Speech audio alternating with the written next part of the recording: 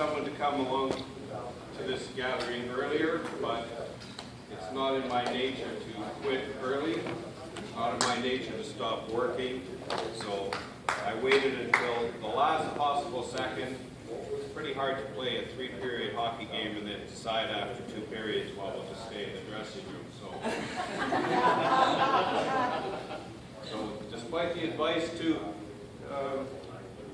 come and thank the volunteers, I thought, well, I really don't know anybody who's worked harder at this than me, so this is all. Here. Now I do. I had 4 different speeches written up for me, and I left them all where they should be, back in the office.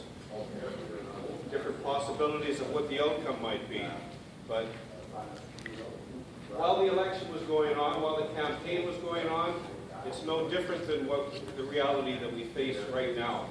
The previous government failed Sault Ste. Marie, it failed the people of Canada in every conceivable category. I have very limited faith in the current projected Prime Minister. I think we have to hold him accountable to all of the policies that we have elevated and put forward as what we believe to be essential for this city, for Sault Ste. Marie, and for this nation. I am especially proud that the work that we've done, that I've done with my good advisors, Care for Health in particular, and the chiefs of this Ojibwe territory that have advised me, we have put forward and elevated First Nations principles and First Nations policies and nation-to-nation discourse that is essential for this country to advance. Hear, hear. It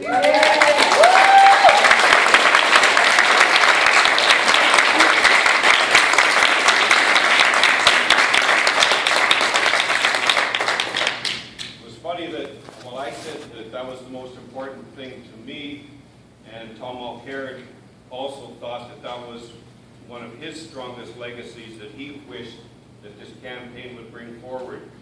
And we get complications within our lives, and the next poll or the next disaster in the world brings us to that point where we forget something as crucial as this 300 years of ridiculous genocide that we have taken place with the neighbors that we have who exist right there. This is how we have to exist. And what we've always said is that the principles of the New Democrats are simple. We believe in democratic rights of the individual over corporations and powerful banking interests.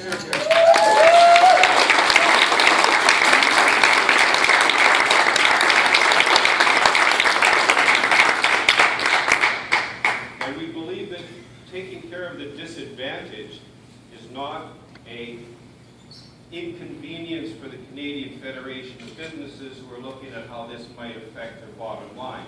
Taking care of the disadvantaged in our society means not just the homeless poor that we can picture on a street corner in Toronto asking for coins. Disadvantaged in this society now are chronically ill, disabled, seniors retiring into poverty. It's that single parent trying to raise a family and barely making ends meet.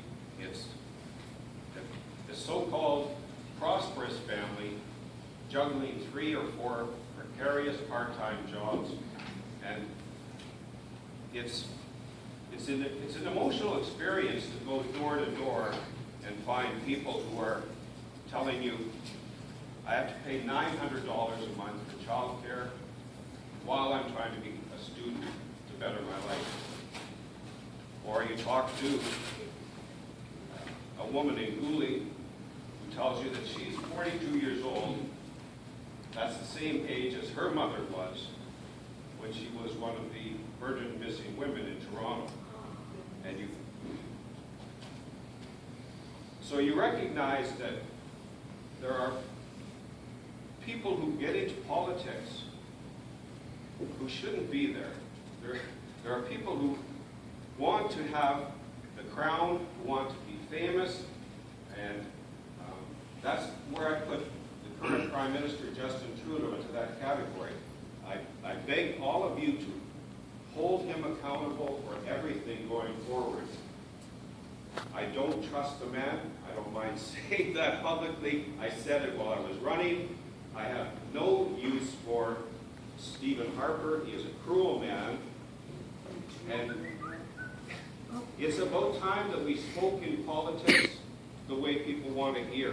And we have to speak honestly, hold people accountable for what they're doing, and I still am optimistic. I still am optimistic that